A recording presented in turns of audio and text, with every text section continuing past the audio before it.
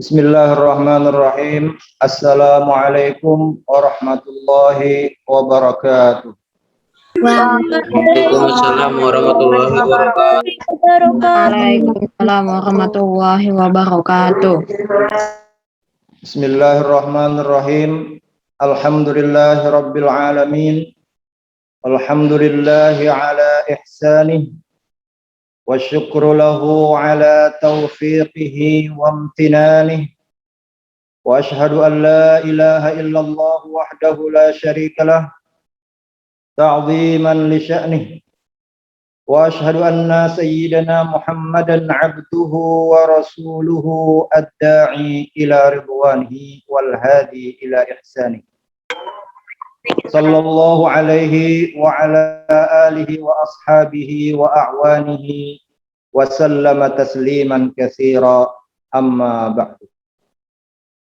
المكرم والمحترم Mudirul Madrasatil Mutawassitatil Mumayyazah Citra Madinatul Ilmi Al-Ustadz Arif Baitika Rahman Al-Majistir Fit Tarbiyah Wal Mukarramuna Wal Muhtaramun Wal Mukarramat Wal Muhtaramat Al-Asatidah Wal Ustadzat Abna'it Tullab Wa Banatit Talibat As-salihina was-salihat.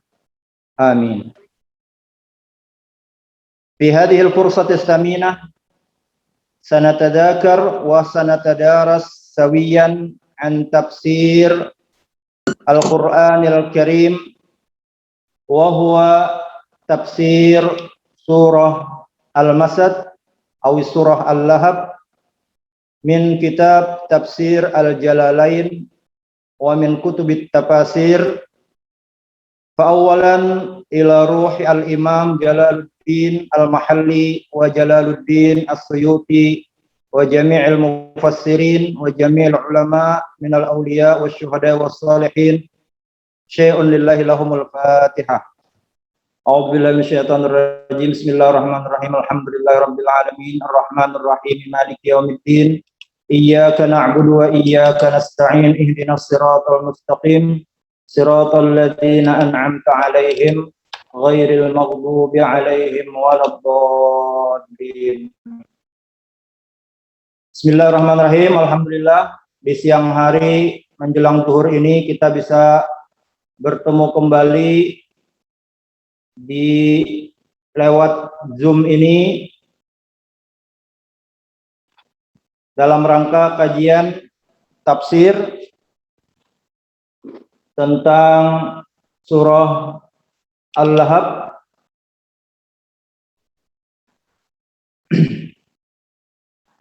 Bacakan dulu surah Al-Lahabnya. A'udzubillahi minasyaitonir rajim. Tabbat yada abi lahabin wa tab ma aghna anhu maluhu wa ma kasab sayasla naran dzata lahab wa imra'atuhu hammalatal hatab fi jidha hablum min masad.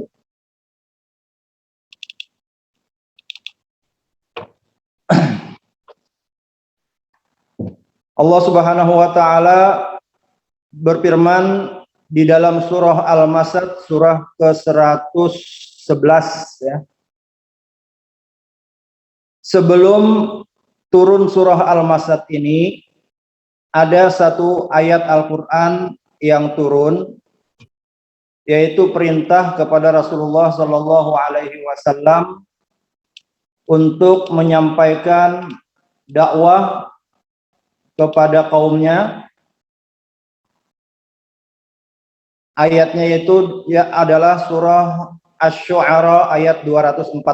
Jadi sebelum turun surah Al-Lahab ini ada satu ayat dulu yang turun sebelumnya, yaitu surah Asy-Syu'ara ayat 214 yang bunyinya a'udzubillahi minasyaitonir rajim wa anzir ashiratakal aqrabin, yang artinya berilah peringatan kepada keluargamu, keluarga dekatmu. Nah, ini ayat yang turun sebelum surah Al-Lahab ini turun. Wa anzir ashiratakal aqrabin, berilah peringatan kepada keluargamu yang dekat. Setelah ayat ini turun, maka Rasulullah langsung melaksanakan perintah ayat ini. Beliau naik ke Bukit Sofa yang di dekat Ka'bah, yang tempat sa'i itu. Kemudian beliau memanggil semua suku-suku Quraisy. Dipanggil semuanya, kemudian mereka berdatangan.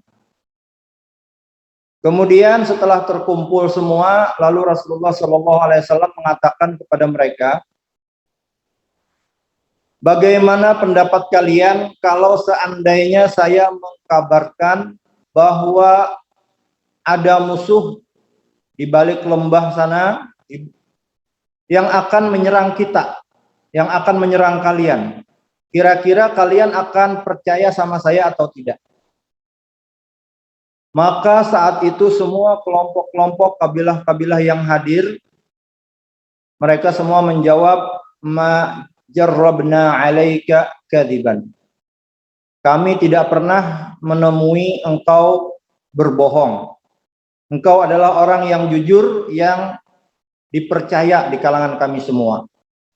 Maka ketika engkau akan mengkabarkan sesuatu, pasti kami akan percaya semuanya. Maka saat itu Rasulullah menyampaikan, sesungguhnya yang akan saya kabarkan bukanlah musuh yang akan menyerang kita, tetapi akan ada azab Allah Subhanahu wa Ta'ala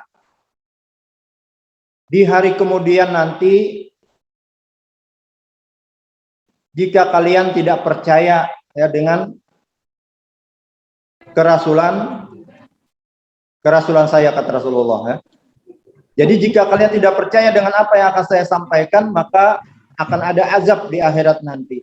Itulah yang disampaikan Rasulullah kepada para pemuka Quraisy yang hadir pada saat itu. Dan kebetulan salah seorang di antaranya bernama Abu Lahab. Itu mendengar ucapan Nabi Muhammad.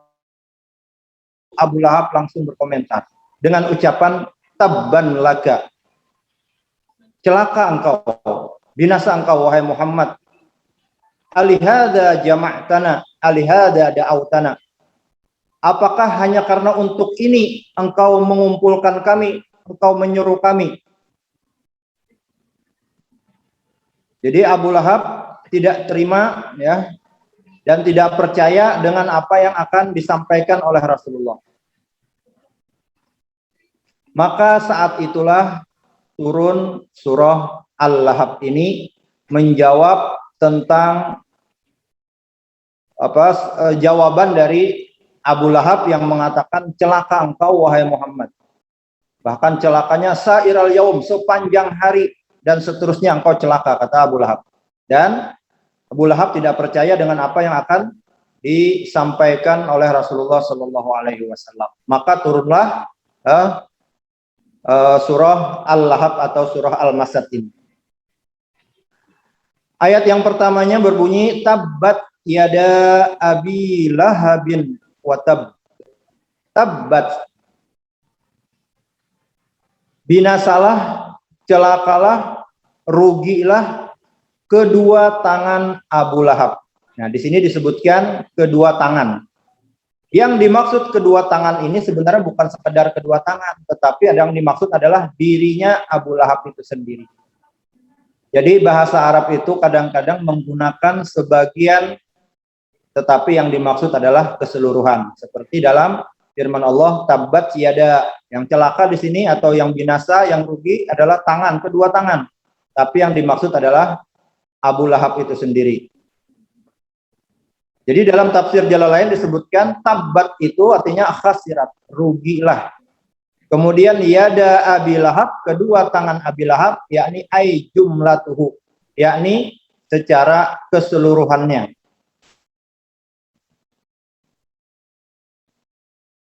Wa ubbira anha bil yadaini, dan diungkapkan dengan menggunakan kata kedua tangan majazan, sebagai kiasan ya, kiasan tentang dirinya sendiri. Kenapa? Li'anna aktsaral af'al tuzawalu bihima. Karena kebanyakan perbuatan itu, perbuatan manusia itu menggunakan kedua tangan. Maka di sini Allah juga dengan ayat surah yang Al-Masad ayat pertama ini menggunakan kedua tangan. Kedua tangan siapa? Abi Lahab, ya. Abu Lahab. Watabba. Nah, kemudian dikuatkan lagi watabba, dan dia Abu Lahab itu benar-benar rugi atau celaka, ya, atau binasa, ya. Nah, kemudian siapa di sini Abu Lahab, ya? Abu Lahab adalah namanya Abdul Uzza, ya. Sebenarnya tidak boleh pakai menggunakan Abdul Uzza karena Uzza itu, ya, adalah nama sesembahan orang kafir Quraisy. Ya, seharusnya Abdullah, Abdurrahman dan sebagainya. Tapi dia tidak beriman dengan Nabi, maka dia namanya tetap Abdul Uzza. Kemudian Abdul Uzza ini atau Abu Lahab ini adalah paman Nabi. Cuman perlu diketahui bahwa paman Nabi Abu Lahab ini bukan paman dari bapak, ya, atau saudara kandung bapak, ya, tapi dari saudara seibu bapak, ya. Nama ayahnya adalah Abdul Muttalib. Jadi Abu Lahab namanya Abdul Uzza bin Abdul Muttalib. Sama dengan ayah Nabi binnya, Abdullah bin Abdul Muttalib. Tetapi mereka bukan saudara kandung, ya. Bukan saudara seayah seibu, tetapi hanya saudara seayah saja, ibunya beda. Dan perlu diketahui bahwa kakek Nabi yang bernama Abdul Muttalib itu mempunyai 6 istri, ya. Salah satunya adalah yang melahirkan ayah Nabi, namanya Fatimah, ya. Kemudian yang melahirkan Abu Lahab beda lagi istrinya, namanya Lubna, ya. Lubna bin siapa, ya. Nah, ini jadi beda ibu, ya. Tetapi tetap kedudukannya adalah sebagai paman, cuman bukan dari saudara kandung dari ayah Nabi. Nah, kemudian kata-kata tabbat yada Abi Lahab ini adalah ungkapan semacam doa, ya. Semoga Abu Lahab yang rugi, yang celaka. Kenapa? Karena tadi dia mengatakan Nabi yang celaka ketika diajak Nabi untuk percaya dengan Nabi. Wahadihil jumlah du'aun. Jadi jumlah atau susunan kalimat dari tabbat yada Abi Lahab, ya, itu adalah merupakan doa kepada Abu Lahab, semoga dia rugi, celaka, ya, binasa, ya, rugi, celaka, binasa. Nah, kita lihat nanti doa ini terwujud atau tidak. Kemudian lanjutannya watabba, dan dia benar-benar rugi, celaka, binasa. Dikatakan Allah sudah dengan menggunakan fi'il madi lagi. Jadi seakan-akan memang sudah tercatat, ya, sudah dipastikan bahwa Abu Lahab ini bakal celaka, bakal tidak akan beriman, bakal masuk neraka. Watabba, yakni khasira, dan sungguh dia telah rugi. Huwa, ya, dianya Abu Lahab itu. Wahada khobar. Nah, adapun yang watabba dan dia, ya, benar-benar rugi, ada qiraat seorang ulama membacanya waqat tabba, dan dia benar-benar telah rugi, telah binasa. Padahal secara zahir Abu Lahab mungkin saat itu belum kelihatan dia celaka atau binasa atau rugi, ya, atau halaka, binasa, ya. Nah, kita lihat nanti bagaimana binasanya Abu Lahab. Wahada khobar. Adapun kata-kata dan dia benar-benar binasa ini adalah berita kabar. Sudah binasa kata Allah, ya, tetapi orangnya belum binasa, ya. Belum celaka mungkin kelihatan saat itu. Tetapi Allah sudah mengatakan, berarti nanti dia bakal binasa, bakal celaka, bakal merugi besar. Ini contohnya seperti ungkapan ahlakahullah, semoga Allah mencelakakannya. Ini kalau sampai orang itu memang sudah tidak bisa diharapkan kebaikannya lagi, ya. Tidak bisa beriman, tidak, ya, atau melakukan perbuatan yang sudah luar biasa menyakiti, merugikan orang lain, maka biasanya ada ungkapan kecuali ahlakahullah, semoga Allah membinasakannya. Dan di sini waqad halaka, dan dia benar-benar binasa, ya, Abu Lahab. Kemudian ketika itu kan Rasulullah menakut-nakuti bagi yang tidak percaya dengan apa? Dengan azab. Walamma khawwafahun Nabi, manakala Nabi menakut-nakutinya bila azab, dengan azab. Apa komentar Abu Lahab? In kana ma yaqulu ibnu akhi haqqan. Seandainya apa yang diucapkan oleh anak keponakanku ini benar, ya, yang dia dakwahkan untuk orang masuk Islam itu benar, fa inni aftadi minhu. Saya akan menebus, katanya. Dan dia mengatakan di akhirat nanti bakal diazab, siksa, azab yang pedih. Maka saya akan tebus azab itu bimali, dengan hartaku, katanya. Karena dia memang terkenal orang yang kaya, dia banyak punya ternak dan orang yang terpandang, ya, di kalangan kafir Quraisy. Wa waladi, dan saya akan tebus dengan anakku juga, karena dia banyak punya anak. Ya. Bahkan kalau kalian baca, ya, nanti baca tentang Abu Lahab ini. Abu Lahab ini punya anak laki-laki 3, kalau tidak salah, perempuan 3, dan 2 di antara anaknya yang laki-laki itu dikawinkan dengan anak Nabi, ya, yang bernama Ruqayyah dan Ummu Kulsum. Karena saat itu Rasulullah belum diangkat menjadi Nabi. Jadi karena masih ada kekerabatan, ya, orang terpandang, maka dinikahkanlah anaknya Abu Lahab, yang namanya Utbah dan Utaibah, ya, dinikahkan kepada putri Nabi yang bernama Ruqayyah dan Ummu Kulsum. Nah, kemudian Allahumma sholli ala sayyidina Muhammad. Ketika itu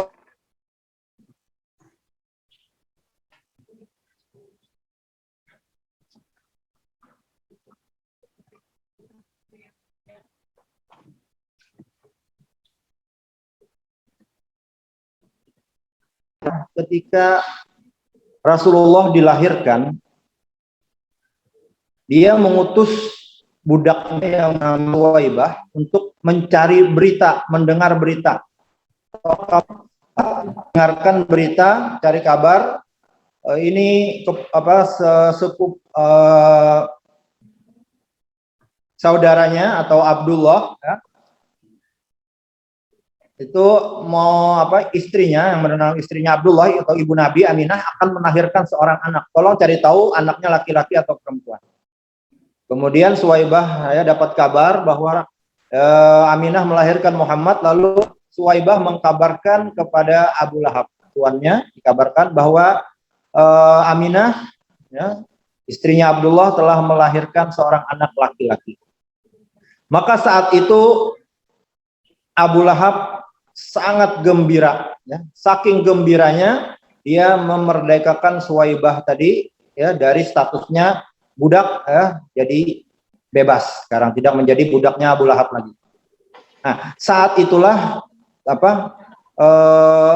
kegembiraan pertama Abu Lahab, ya, atas kelahiran Nabi.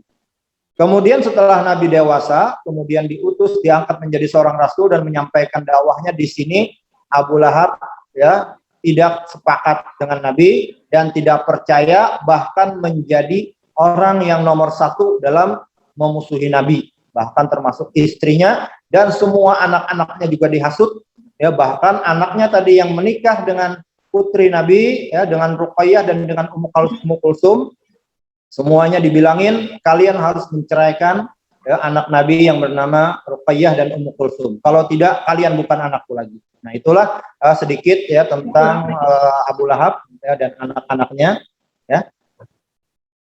Jadi kata Abu Lahab, jika yang dikatakan oleh keponakanku ini bahwa yang tidak percaya dengannya nanti akan ada azab di akhirat nanti, itu jika itu benar, maka saya akan tebus, ya, azab itu dengan harta saya dan dengan anak-anak saya. Nah, setelah Abu Lahab berkata seperti itu, maka turunlah ayat yang kedua, ma aghna anhu maluhu wa ma kasab. Tidaklah bermanfaat, tidak berguna, tidak bisa menyelamatkannya dari azab Allah maluhu, hartanya. Wa ma kasaba, dan apa yang dia usahakan atau usahanya. Dan menurut para mufasir, apa yang dia usahakan atau usahanya itu adalah artinya waladuhu, anaknya. Jadi hartanya tidak bermanfaat, termasuk juga anak-anaknya ya, yang adalah hasil dari usahanya itu juga tidak bermanfaat sama sekali, menghalangi azab Allah Subhanahu wa taala. Ini yang dikabarkan Allah Subhanahu wa taala di dunia, termasuk juga di akhirat tidak bermanfaat. Jadi di dunia tidak bermanfaat, di akhirat juga tidak bermanfaat. Apa buktinya? Yang pertama tadi Abu Lahab dikatakan binasa, celaka. Jadi di akhir hayatnya, pada waktu setelah perang Badar ya, tahun kedua Hijriah, di akhir-akhir bulan Ramadan ya kan, perang Badar itu ya pertengahan Ramadan ya, 17 Ramadan sampai terus. Dan di situ perang Badar, di situ perang pertama ya dalam Islam, dan kaum muslimin menang. Abu Lahab ini tidak ikut dalam peperangan, cuman karena dia banyak punya harta, dia mengutus orang untuk berperang, mendanai, kemudian menunggu kabar. Setelah dia mendengar kabar bahwa yang menang adalah kaum muslimin, maka disitulah dia mulai panik dan kejiwaannya terganggu. Kemudian saat itu penyakit pun mulai menyerang dia. Jadi Abu Lahab ini diserang penyakit yang melebihi penyakit kita sekarang ini. COVID-19 di atasnya lagi. Apa namanya itu? Penyakit menular yang taun ya, wabah taun. Kusta atau penyakit apa itu? Kalau kena kulit, maka kulitnya akan hancur, kemudian akan mengeluarkan bau ya, yang busuk.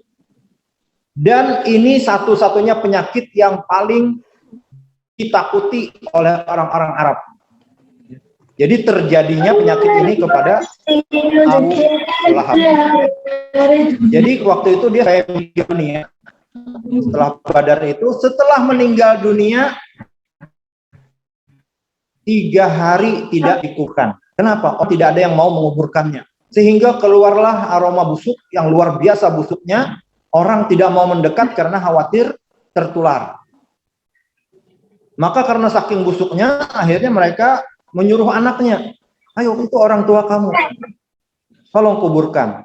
Anaknya pun tidak mau menguburkan.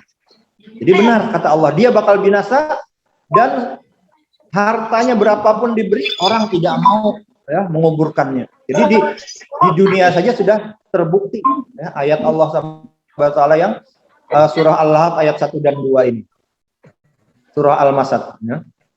Benar-benar celaka, mati dia. Matinya mengenaskan.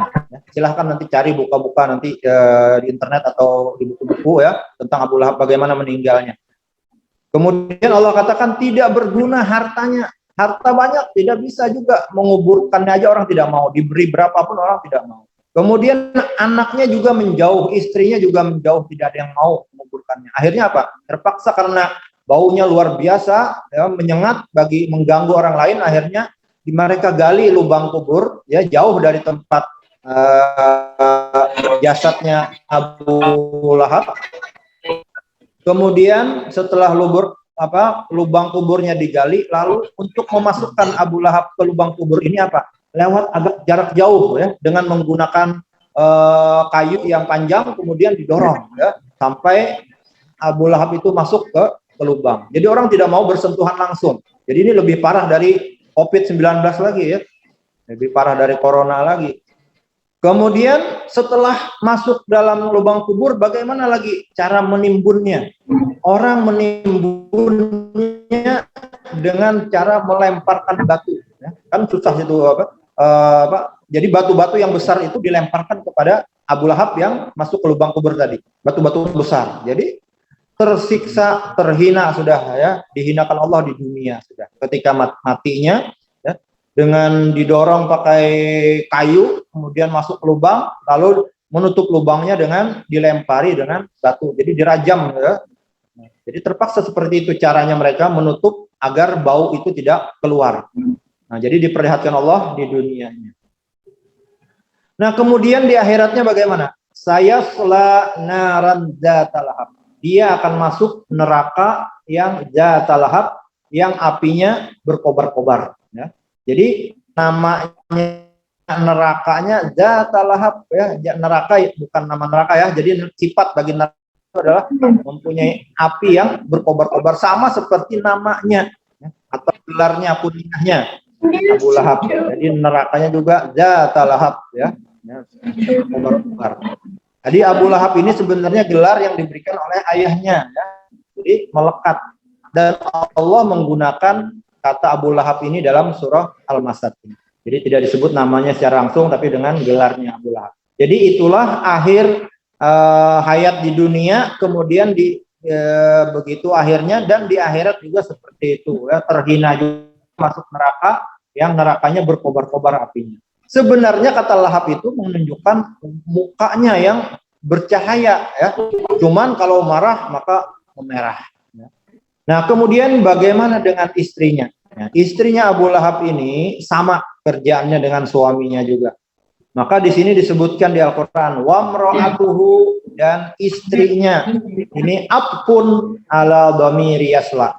Jadi diikutkan, mengikuti kata-kata yasla. Yasla tadi artinya adalah dia akan masuk. Abu Lahab akan masuk neraka yang apinya berkobar-kobar, dan istrinya juga bakal masuk ke neraka ya, yang berkobar-kobar itu. Di sini dari segi bahasa disebutkan di sini boleh menggunakan mengatafkan ya, domir yasla. Yasla itu kan untuk laki-laki ya. Nah, ini ada yang menulis Ummu Jamil, betul ya, namanya Ummu Jamil ya. Jamil, ibu yang ganteng ya, istrinya Abu Lahab itu, karena dia adalah orang yang terpandang juga.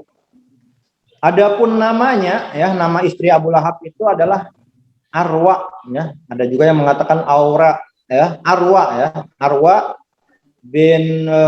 binti, nah, sama dengan Abu Sufyan. Dia bersaudara dengan Abu Sufyan, binti Harbin ya, binti Umayyah bin Umayyah. Arwa binti Harbin bin Umayyah. Nah, itu nama dari istri Abu Lahab atau yang dikenal dengan Ummu Jamil ya. Ya, apa istrinya itu? Akan masuk neraka juga. Wa mra'atuhu. Nah, boleh mengatafkan imro'atuhu yang merupakan itu perempuan, tapi menggunakan kata kerjanya yasla. Seharusnya tasla kalau segi bahasa Arab. Dikarenakan ada pemisahnya, yaitu yasla naran zatalahab. Maka boleh wa imro'atuhu ya. Kemudian istrinya itu apa sifatnya? Hammalatal hatab, pembawa kayu bakar. Bacaannya hammalata. Ya, sifat atau kondisinya, keadaannya adalah pembawa kayu bakar. Terkenal dia membawa kayu bakar. Birrofi wan nasbi, boleh dibaca hammalata, boleh juga hammalatu. Ya, hammalatu, dia adalah orang pembawa kayu bakar. Hammalata sifatnya atau keadaannya pembawa kayu bakar. Kayu bakar di sini apa? Nah, di sini ada menyebutkan penyebar fitnah. Iya betul ya. Di sini maksudnya dua-duanya benar. Dia betul-betul membawa kayu bakar, tapi kayu bakar yang berduri yang dia bawa. Kemudian dia lempar, dia taruh di mana? Di tempat jalan Nabi berdakwah. Jadi Nabi kan ketika keluar rumah dakwah lewat jalan sini. Maka malam-malam Ummu Jamil ini keluar ya, membawa kayu-kayu ya, kayu-kayu bakar dan kayu-kayu berduri untuk menghalangi jalan Nabi dalam berdakwah. Nah, itu maksudnya jadi dua, betul-betul membawa kayu juga. Tetapi maksud lainnya juga adalah penyebar fitnah. Dia datang ke orang menyebar fitnah. Muhammad itu pembohong besar, tukang sihir, jangan percaya. Nah, cuman suatu hari dia pernah mendatangi Nabi di Ka'bah, di situ ada Abu Bakar. Ya, katanya ada surah Al-Lahab turun menghina saya. Dia datangin Nabi Muhammad. Ya. Maka Abu Bakar khawatir. Ya Rasulullah, bersembunyi saja engkau. Tenang aja Abu Bakar. Dia hari ini tidak akan bisa melihatku, kata Rasulullah. Maka ketika Ummu Jamil ini datang, dia bicara sama Abu Bakar, mana temanmu Muhammad yang menghina saya dengan turunnya surah Al-Masad? Tidak, kata Abu Bakar. tidak menghina kamu dia hari ini, tidak ada menghina. Padahal Rasulullah ada di situ. Kemudian dia pulang lagi, dia tidak melihat Rasulullah saat itu. Nah, jadi kata Rasulullah, lan tarani. Nah, dia tidak akan melihat aku hari ini. Kan ada di ayat Al-Quran itu. Idza qara'tal Qur'an, ketika engkau membaca Al-Quran, ja'alna bainaka, kami jadikan antara engkau wa bainal ladzina la yu'minuna bil akhirati hijaban mastura. Kami jadikan antara engkau dan antara orang yang tidak beriman itu ada dinding pemisah. Ya. Jadi nyata saat itu tidak bisa melihat dia. Jadi kata Rasulullah, Jibril melindungiku ya, terus menerus saat Ummu Jamil datang ya, mau menghina, mau marah dengan Rasulullah. Nah, kemudian ayat yang terakhirnya fi jidiha hablun min masad. Di lehernya ada tali ya. Tali yang terpintal ya, tali sabut ya yang terpintal. Fi jidiha di situ adalah unuqiha, lehernya. Jid ya, jamaknya ajyad ya. Hablun min masad lifun ya. Jadi tali serabut ya, ini mungkin waktu dia membawa tali itu kan diikat ke lehernya. Nah, itu arti secara zahirnya. Kemudian juga sifat-sifatnya, nah, diantaranya Ummu Jamil ini dia diriwayatkan dia punya kalung ya, kalung emas yang berharga, yang mahal. Kemudian dia jual itu, kemudian uangnya dia gunakan untuk menghalangi dakwah Nabi. Ya. Jadi disebutkan Allah dengan sebaliknya juga azab yang menimpanya adalah dikalungkan kata para mufassir ya, tali serabut itu min hadid, berupa kalung besi yang akan mengalunginya di akhirat nanti. Nah, macam-macam ya, ada tafsirannya ya. Saking hinanya Ummu Jamil ini, istrinya Abu Lahab. Nah, itu sebagian dari tafsir Jalalain ya. Jadi Jalalain ini sangat ringkas sekali tafsirnya. Kemudian untuk memperluasnya ya harus membaca kitab-kitab tafsir yang lainnya. Kemudian juga harus membaca kitab-kitab sejarah ya. Jadi mudah-mudahan nih kalian nanti ya penasaran dengan apa yang disampaikan hari ini ya, belum puas ya. Ceritanya tadi katanya Abu Lahab paman Nabi, paman yang bukan kandung dari ayahnya ya, beda ibu ya, cari nanti. Kemudian punya anak laki-laki ya, 2 diantaranya dinikahkan dengan dengan anak Nabi Ruqayyah dan Ummu Kulsum ya, sampai-sampai saking bencinya setelah tahu Rasulullah menjadi Nabi, maka menyuruh anaknya ya Abu Lahab dan istrinya menyuruh ceraikan itu anak Nabi. Sampai-sampai anaknya pun murtad ya, bernama Utaibah ini, dia murtad mendatangi Nabi. Nah, ini ada cerita lagi nih. Mendatangi Nabi, wahai Muhammad, saya sekarang sudah kafir dengan apa yang diturunkan kepadamu berupa Al-Quran. Saya tidak percaya lagi, dan ini anakmu saya kembalikan. Maka Rasulullah itu saat sangat sakit hati ya mendengar seperti ini. Dia tidak beriman, kemudian anaknya juga ya dicerai ya. Kalau tidak salah itu belum berhubungan ya dengan anak Nabi. Yang satunya juga sama menceraikan juga ya, Ruqayyah diceraikan, Ummu Kulsum juga diceraikan. Jadi kedua anak Abu Lahab menceraikannya. Kemudian salah satunya ini mengatakan kepada Nabi, saya sudah kafir, murtad dari Islam. Kemudian anak ini dikembalikan. Kemudian saat itu Nabi berdoa, Allahumma shollit alaihi asadan ya, min ya Allah, kirimkan kepada yang menceraikan anakku ini anjing atau singa yang akan menerkamnya, memakannya. Setelah dia berucap itu dia pulang ya, dia pulang bersama Abu Lahab juga, dia pulang. Kemudian sebelum sampai ke tempat tujuannya dia mampir di satu kampung. Di situ ada beberapa orang pendeta, kemudian juga kampung itu terkenal dengan kampung yang banyak binatang buas. Kenapa kamu mampir singgah di sini? Di sini banyak binatang buas. Akhirnya Abu Lahab berupaya untuk melindungi anaknya ini dengan berbagai macam cara ya, ditutupin dengan macam-macam ya. Kemudian saat malam kan tertidur juga akhirnya. Nah, saat malam tidur itu datanglah seekor singa ya, menciumi semua yang ada di situ, semua yang tertidur situ dicium satu-satu, baunya dicium.